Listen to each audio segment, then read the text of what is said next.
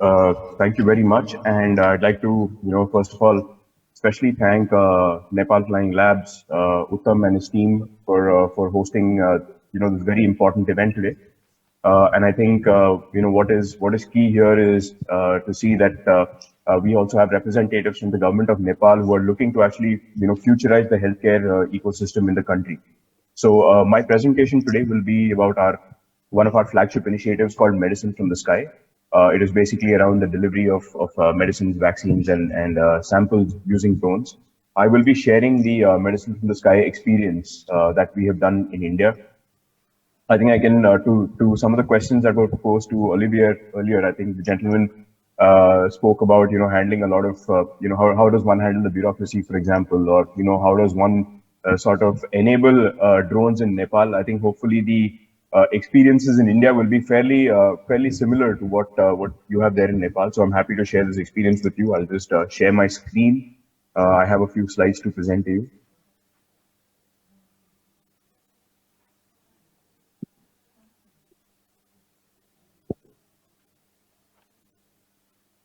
Can you confirm if you can see my screen, please?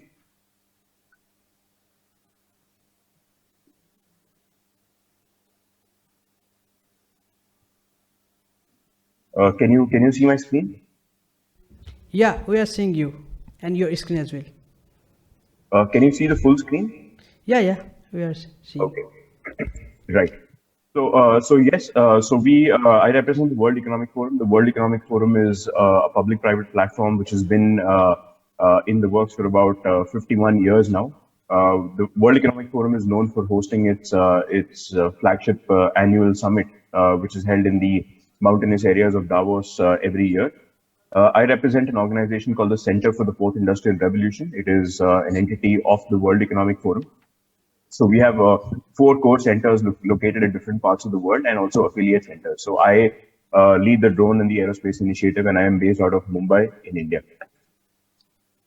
So now, what is Medicine from the Sky, and what did we plan to do? So, if you zooming out completely, around drones, I think the esteemed audience present here, just to sort of make it a little threadbare, is that when you in India, when we use this term for the first time, many years, 6, 7 years back, the first thing that comes to one's mind is, that it is an instrument of war. It is used in the battlefield.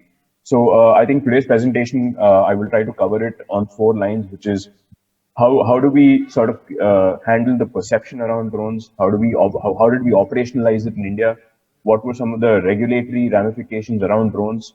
The technology maturity at large. Do we have the right drones to deliver things across our country, and the overall high level economics? So you may be able to see 4 logos below. So our model of partnership is such. Our initial point is to outline what our core objective is. What are we trying to solve? Are we actually force fitting drones into the overall equation? And who are the right people for us to connect with?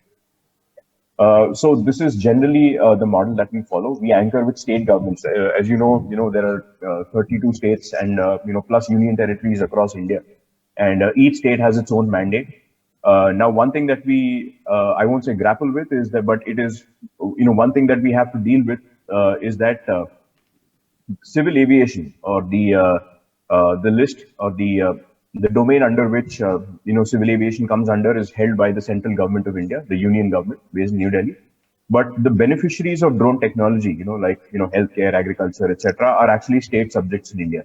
So these are things that we have to deal with when it comes to navigating the use of drones in the country. So this is generally our platform model. We partner with state governments. Our flagship initiative was started off with the government of Telangana, which is a southern state, and as we speak, we are conducting operations in the northeastern parts of India, which is the foothills of the Himalayan belt, wherein the terrain is quite undulating, quite hilly. I will touch upon that as we progress. Now, you may see a third name here. We also ensure that we collaborate with healthcare experts in the country. So Apollo Hospitals is one of the biggest top healthcare providers in the country. The reason why we collaborate with them and make them part of this core team is to ensure that we have clinical representation. because it's the whole process here is not about just flying the drone and deliver. It doesn't start or end with flying a drone and delivering medicines or samples. There is a big ecosystem around it. There are healthcare service providers. There are ASHA workers, as we call them in India, who are your paramedics on ground. So they need to be completely sensitized, and everyone must be in the same boat when we undertake drone operations. So now, if you look at Telangana, we initiated discussions in the year 2019, but in the year 2021 is when we actually conducted these trials. And our core objective, of course, they're listed here, is that the state government's main agenda here was to make sure that rural parts of the state are given access to health in a way that urban parts of the state also benefit from. So they wanted to sort of equalize how the capital city of Hyderabad has its healthcare ecosystem, in rural parts of the state. And there were actually quite a few situations at hand. If you look at the rural parts of India, one has to walk a few kilometers to actually access primary health. In some cases, one has to spend on public transport to get to a health center. So if we had to transcend these distances, drones were the only option. And of course, touching upon a question that was mentioned earlier, Telangana is still mainland India. I mean, it's still not very undulating. But the reason why we started off is because one, Telangana is also a fairly young state. It is a startup state of sort. It is very big on innovation. And we also had to sandbox this whole medicine from the sky program. I mean, one cannot just, show up and start delivering and make a process out of it. One has to definitely sandbox the whole program, make sure that, we're getting it right in a dummy environment, at least for a certain period of time, understand what the economic parameters are, document what can go right, what can go wrong. So you do see snapshots of a couple of knowledge products that we have created also, which of course I will share with you as we progress.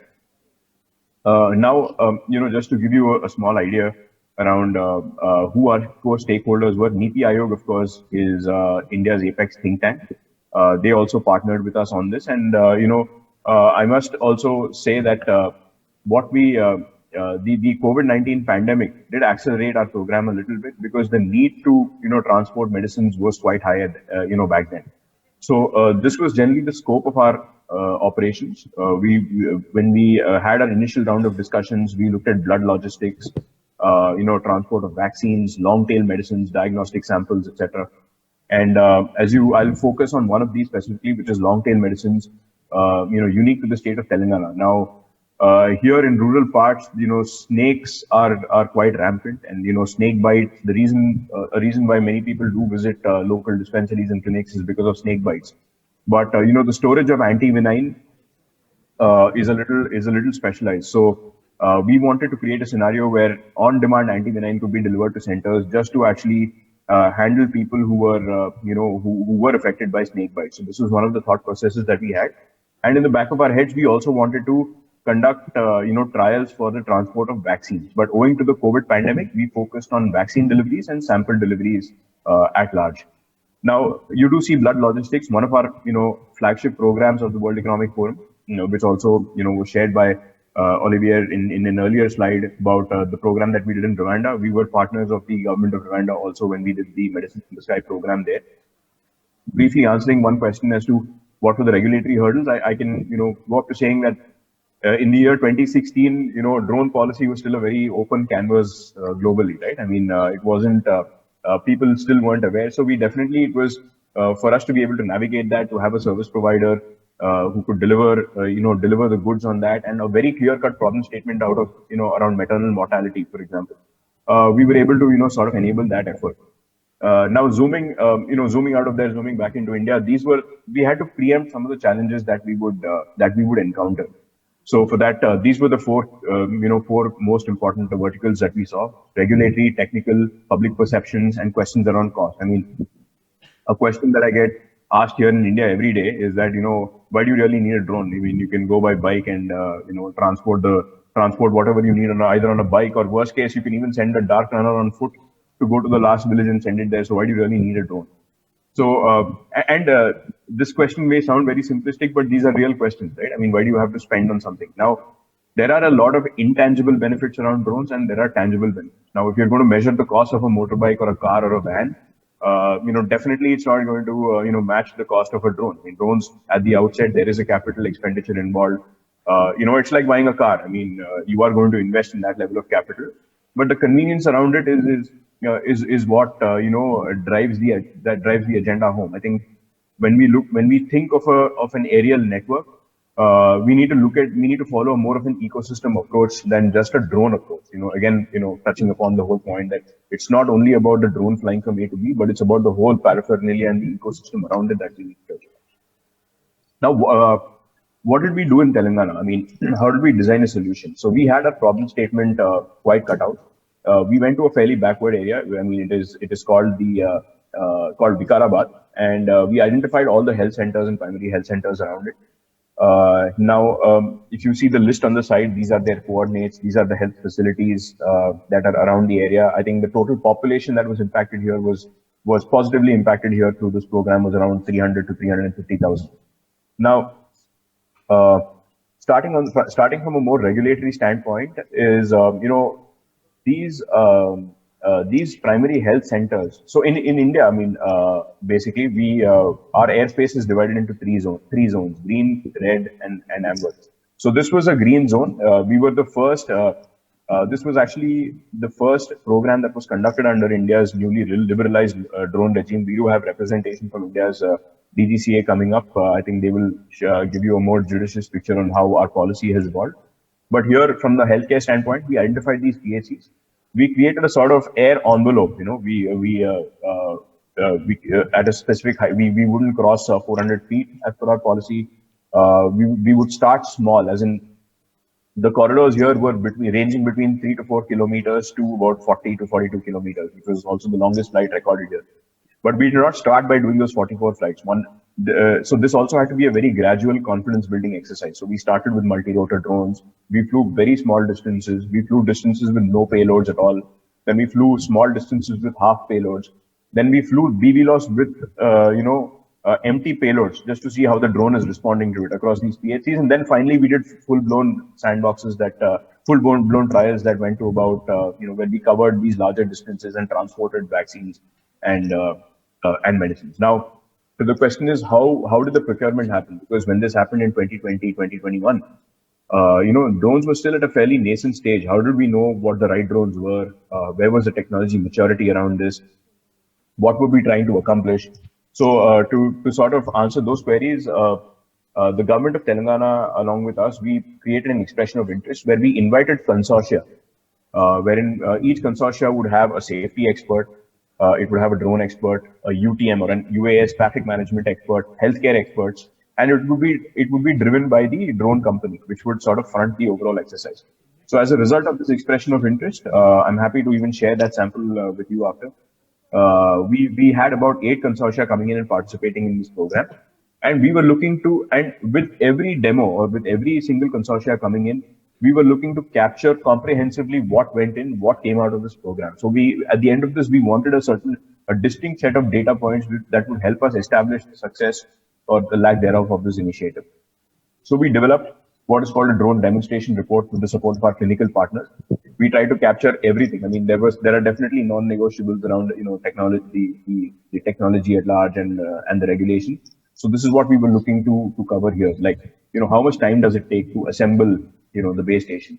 There is a pre-flight checklist that you follow. What is it that we're planning? What is it? How long does it take to complete that? How long will it take to mount and dismount packages from a drone, and the overall distance at large? Also, what is the state of the product, be it the vaccine or the sample, before flight and after flight? Did it handle the drone flight? Were there any vibrations that caused the lack of consistency thereof? So there were checklists at the point of takeoff and the point of landing. And we were, at the end of the program, did have a fairly solid set of data for us to establish how this program went through and how we could potentially scale this to other areas. Now, what are the success factors? As I mentioned here, there are definitely some very strong non-negotiables. This is how we rate the efficacy of our program. The drone should be reliable. I don't know if there are. I think I understood from the presenter that there are some drone companies present over there. And maybe it's unpopular to say that reliability is something we should expect from the word go. Yes, there will be ups and downs in drone missions. We have experienced those things, but that doesn't mean we deter the whole drone program at large. So, from an efficacy point of view, yes, we need to make sure that temperatures are maintained in these cold chains in these cold boxes that the drones transport. The landings and takeoffs are shock free, and even if they are not at this point, how can we do some R&D and get to a point where they do get there at a later stage? Is there a different form factor? Like we used at one point, we also used VTOL drones to be able to conduct these programs, which are generally more smoother or more adaptable to projects like of this nature because of their form factor, the takeoff and landing measures, as well as the ability to do longer distances. Two is the airspace. Regulations are a complete non-negotiable. We have to adhere to the laws of the land when we do this, and we had to ensure that in a worst-case scenario, there is no intersection between or there is no overlap between manned aircrafts and unmanned aircraft. So the air envelope that we got, we issued notice to airmen for about a month and a half, coordinated with our local ATCs, the Ministry of Civil Aviation, and with, of course, their support, we were able to get due clearances in time and sort of a blanket. I won't say a blanket, but but a time frame of about a month and a half for us to do these exercises. One thing that we also did was followed the specific operations risk assessment to understand, what are some of the risks in the air, on the ground, drone to drone, etc., and rate these risks. We did a very very detailed program called a hazard identification and risk mitigation exercise with our civil aviation authorities in India to ascertain what the risks are. This also included a very comprehensive Q&A with our startups who were doing this program to see how they will mitigate any risks, what can they potentially encounter. But that said, while of course it was a good theoretical exercise, when you operate in our part of the world, one has to be also a bit realistic and understand what some of the there are many problems that are very unique to India, right? I mean, and which probably parts of the developed world may probably not have the issues that the developing world may have. So those are things that we definitely take into account here. Uh, and when we broke down the program into three different waves. One is of course the sandbox, wherein we can connect very limited medical sites, just two or three medical sites to start with. And the objective here would be just to demonstrate the feasibility of drones at large to get to for confidence building measures.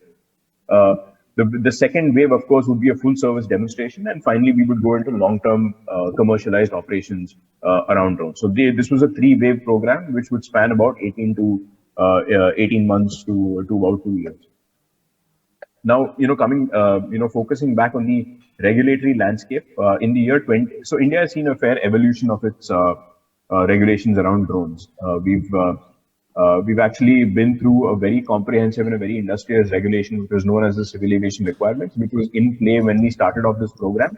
And come 2020, 2021, we have a fairly what the industry is terming a very liberalized drone regime, which is now open to more flights, wherein green zones are form at least 85% of India's land mass, making it I won't say free to fly, but easy to fly drones. And once you actually get past that, you can even commercialize operations quite easily.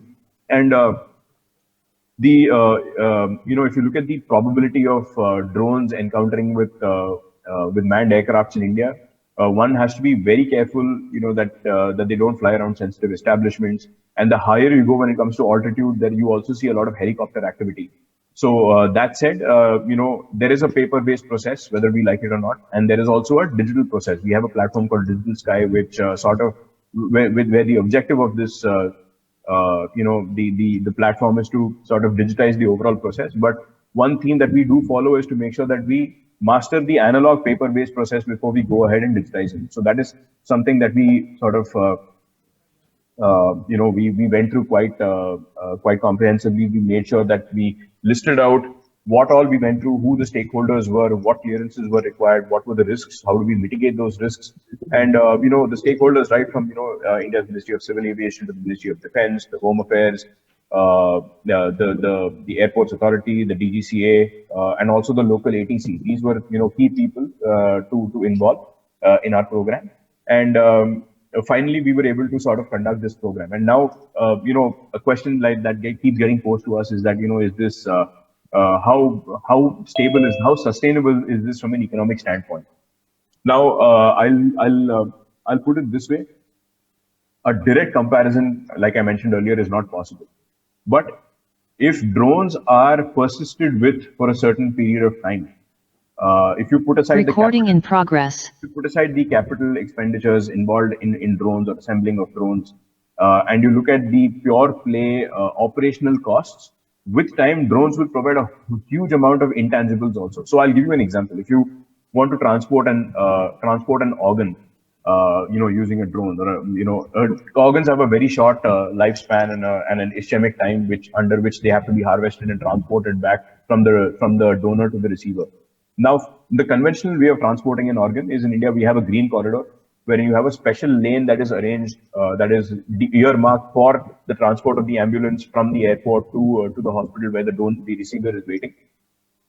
This is an excellent measure because organs do get transported on time. It saves lives. But if you look at the side effects of this, right? I mean, there are traffic snarls. The traffic police is put on very high alert to make sure that there is no hindrance or nothing comes in the way of the ambulance when it is going from the airport. So there is a lot of pressure, on the traffic in the city where this happens. Now, if you zoom out and if you, in very simplistic terms, if you have a few investment bankers stuck in traffic, there are and are not able to deliver a certain project on time. You're pretty much stuck with it becomes an economic game again. So if we are to alleviate some of these economic barriers, I think drones will provide that. Drones will not interfere with the traffic at all. They only fly overhead. They will transport, but of course the infrastructure at the hospital's end must change. Whether it is having a yard in front of the hospital or landing on the rooftop, these things must definitely be looked at. So when you look at economics, I think it is very important to compare the drone and the no drone scenario over a certain period of time. Drones will not replace your conventional modes of transport, but it will only bolster your conventional modes of transport. Drones provide a convenience that is unparalleled, which is what we have arrived at.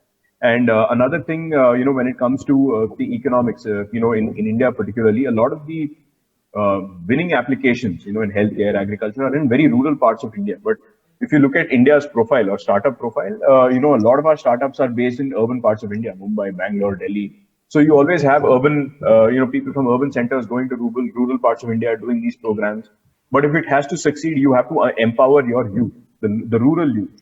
They need to know how to fly drones. They understand their problems best. So they need to be trained with solutions. So they need to be given, leased out with drones. They need to understand the importance of using it. They need to learn how to use it.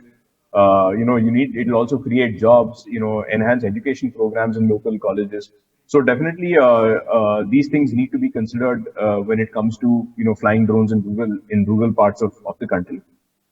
Three, of course, is, the needs assessment. You need to have a very dedicated demand response routing method in place. You need to understand where your medicine and sputum traffic is quite high. So if your sample transport is quite high, wherever that is the case, that is where you should start enabling drones first, and with time expand the initiative. Now, these were some of the outcomes. Now, this is actually the outcomes only from Telangana, but as we speak, these numbers have hit over 1,000. We've also scaled up this program to the northeastern parts of India, where we are doing programs in partnership with the state government there. In my understanding now, we've completed close to 1,000 sorties and hit at least about 5,000 kilometers, and we've brought down 6 to 8 hour car journeys to about 22 kilometers. And some of the companies working on it, Red Wing Tech Eagle, I believe they're present here today, and they will be presenting later in the day. But all this is fine. These are good statistics to have in terms of how, what we've covered, what we've delivered. But what is more important is how can you institutionalize drones? Now, there are budgets that state governments in India come out with. There are, significant, but the government of the day has taken some very serious steps to improve our healthcare access across the country, and there are allocated budgets around it. So one thing that we have suggested, for example, is that if there is a budget allocated to building primary health centers, why not we take into account the reachability of a drone and then take those decisions accordingly, instead of building two health centers that are very close to each other. Why not just save that cost, build one, as long as as a hub is accessible to that center using a drone. So these are some very preliminary thoughts that we've provided to state governments from our side. We have very detailed discussions. To give you an example, from when we started to where we are right now, we've had at least about 15 consultations on this topic between community, between governments, with state government, with center, with our regulators, etc., to be able to drive this home. But that said, the more important part is we be able to codify this and bring this down to a science and a checklist to see what exactly you need to deliver the goods on a dedicated drone program. These are some of the knowledge products that you can see. Outcomes from some of our summits.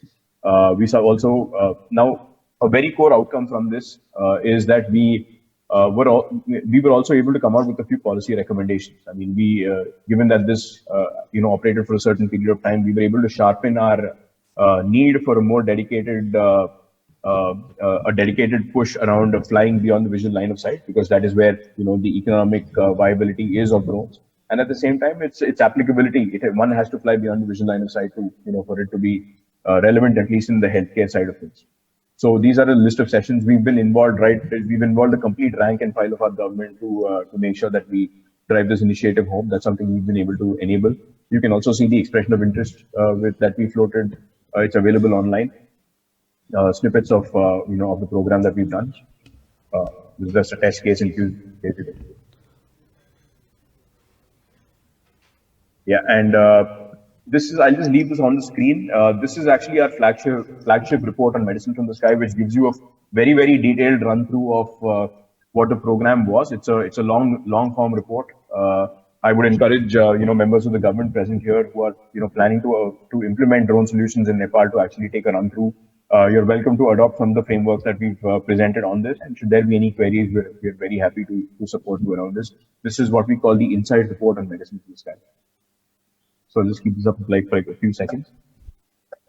And finally, a quick run through of the chronology. Right from our signing ceremony to the landmarks. This was an impact story at our annual summit at Davos twice over.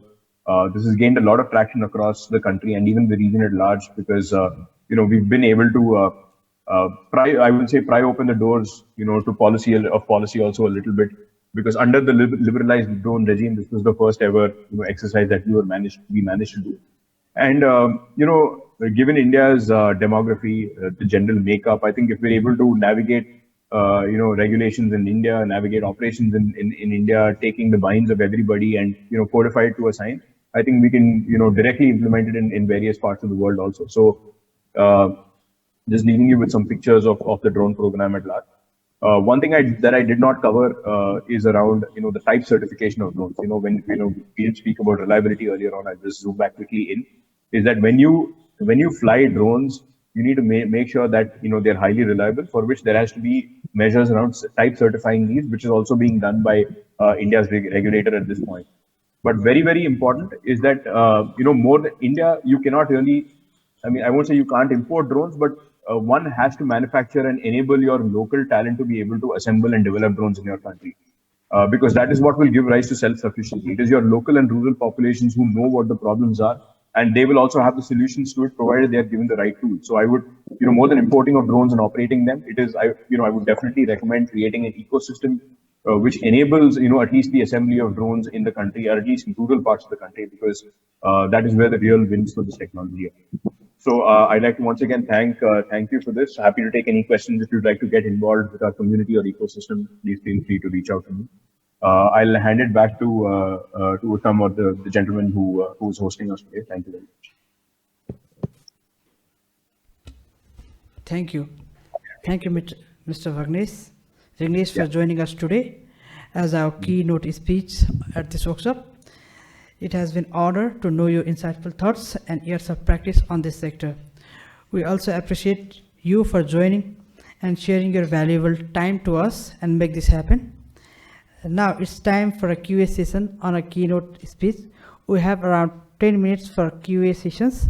Anyone from audience can have interaction with our keynote speaker. The platform is open for interactions. Anyone from audience can express their thoughts, queries, or concern on this presentation presented by our keynote speaker. So this platform is open, and And the podium is over to audience. If you have any queries, then the technical team will provide the mic to your seat.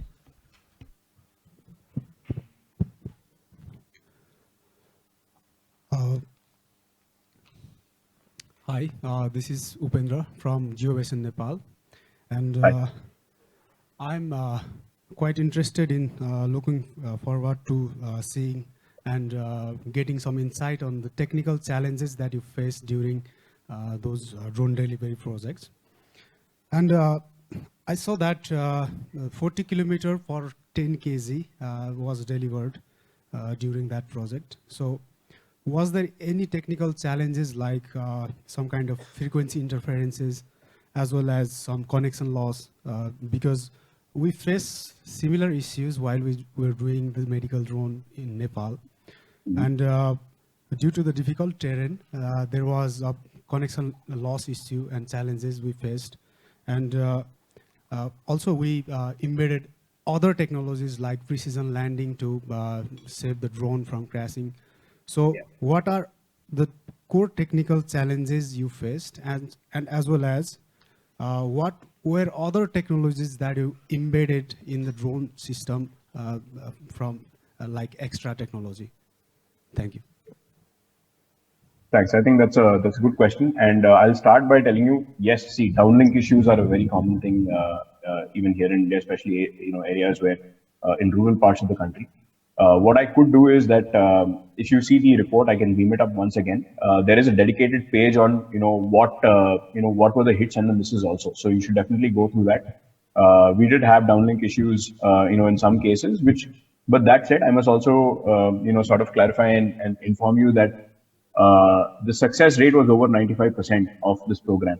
But that said, even when it comes to drones, even a near miss is something that we should take very, very seriously.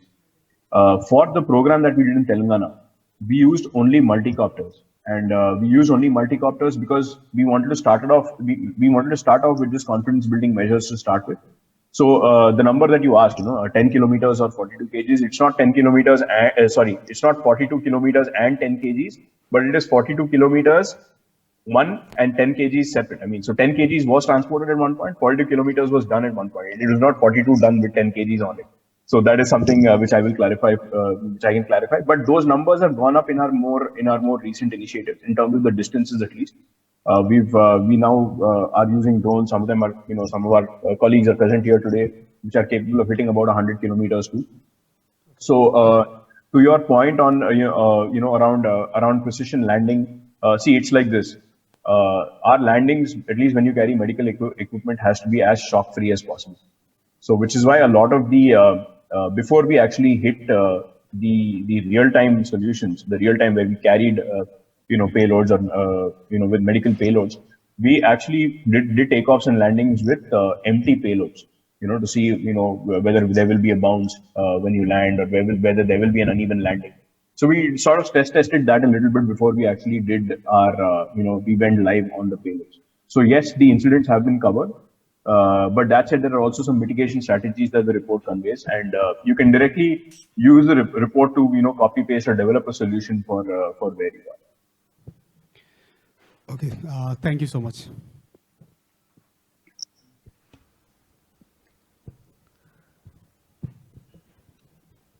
One more point that I'll mention is that every drone that was used in this program was a make in India drone, make/assembled in India drone. So this is exactly what one of our targets here, the transformational goals. Of course, it's very easy to, import drones and fly them as a service, which is what, we do in manned aviation. But to power up our drone economy in India, our transformational goals definitely have to be accepted, because in India, we call it Atmanirbharta or self-sufficiency. We definitely want our local populations to be able to build their own solutions.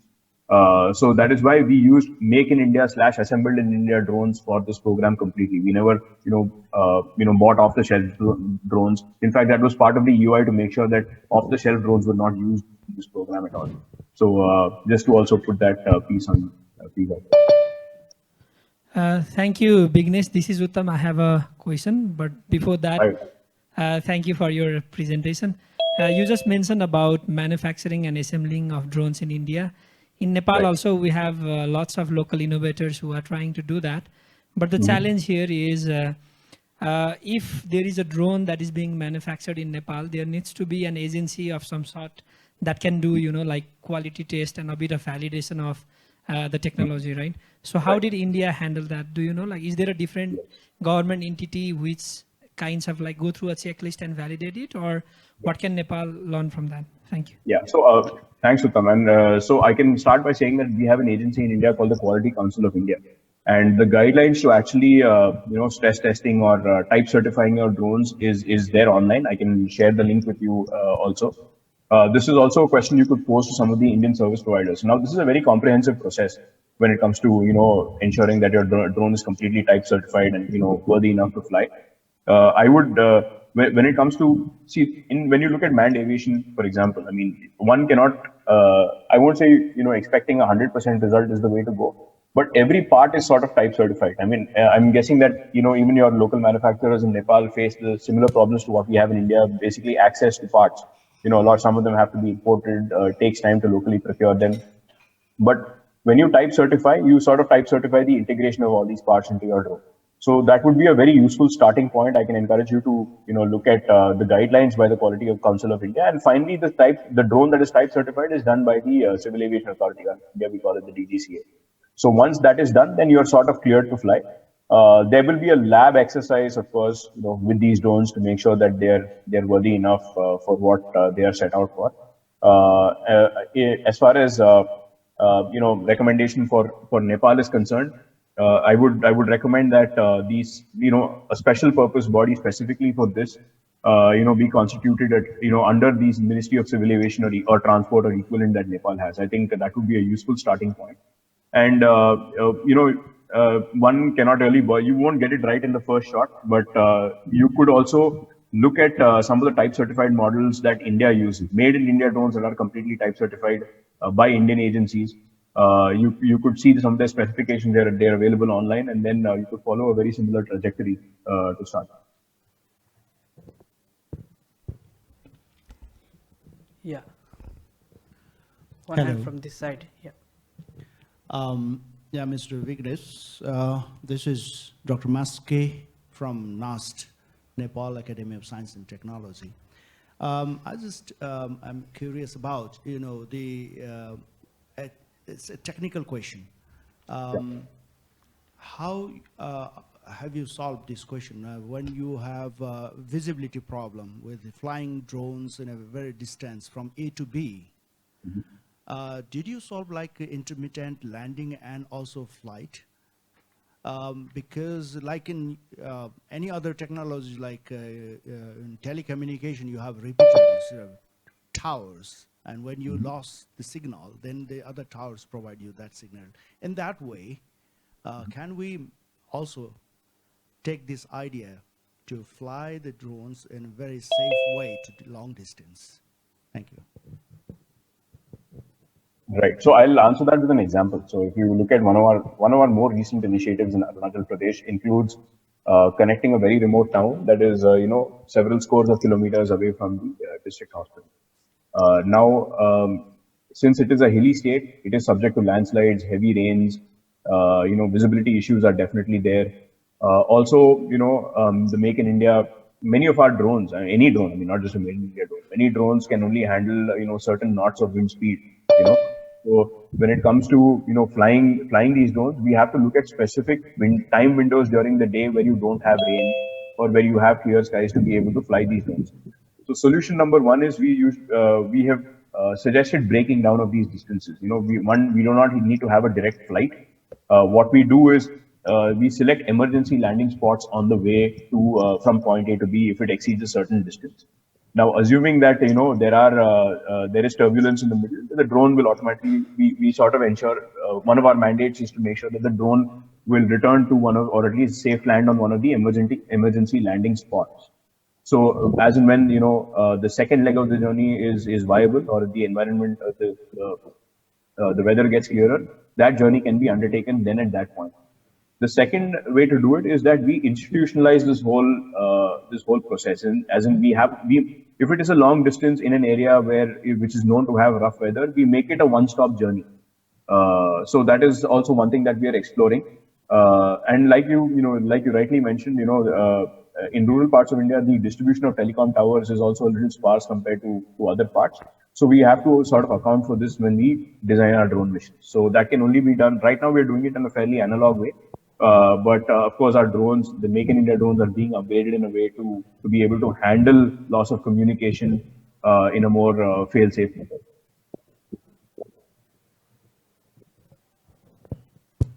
Thank you. Yeah. To the Pradeep sir.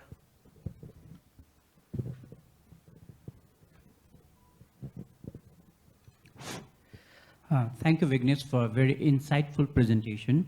In your presentation, you mentioned that mentioned about government as a market maker.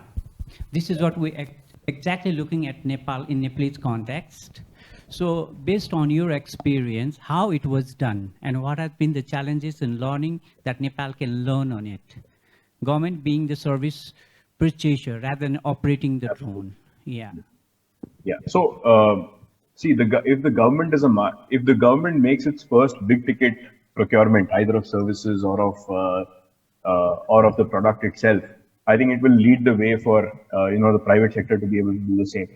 So, in India, has sort of been taken on a war footing, and I think if you look at Telangana, if you look at Northeast, and not just these two areas. If you look at, there are at least 15 states, 15 to 18 states that have now explored drone missions around India, and it has been spearheaded by the government. If you look at the designing of these solutions, we could never have done it without the involvement of the government. So the government has helped us design these solutions through their think tanks like ET Ayog. The state governments of India have acted as anchors. The solution has been designed there, and the end result is for the government to be able to procure a fail-safe and a very secure mode of transport. So to your point on government as a market maker, I think the first step there is an ecosystem approach. Because this is not a one-man solution. Everything will not get solved just by including a drone service provider. So a very key cog in this wheel is the government and also academia, because there is a lot of things that you will learn during this process of there are many things that we understand theoretically, but when you go down to the weeds and implement it, there are a host of other issues that come up. So the government will understand what the issues are from the 0 point, because they develop the solution with you and they end up procuring it. So once that happens, we were able to issue an EOI in Telangana, for example. We now have seen budgetary allocations by states or state governments for the procurement of drones and drone services. Now, if that happens a few times, and it'll build confidence, right? I mean, the private sector will soon follow. If you look at our healthcare enterprises in India, in parts of South India, there are townships. I mean, if you look at Apollos and some of the leading service providers, these townships also have to be connected, right? I mean, even there is an application for drones even in private healthcare. So if this has to happen, this can only happen once if the government doesn't. So if there is a certain budgetary allocation there, I think if there is a direct outcome of jobs being created, new certification courses around drones, the development of pilot schools in these areas, this whole ecosystem grows together, which is again what builds confidence in the private sector, which, and like they say, money makes the world go round. And that's when this ecosystem does develop. So in India, of course, the states are taking that footing. But that cannot happen unless the center, is able to sort of streamline things for us, which is what is happening in terms of our regulations.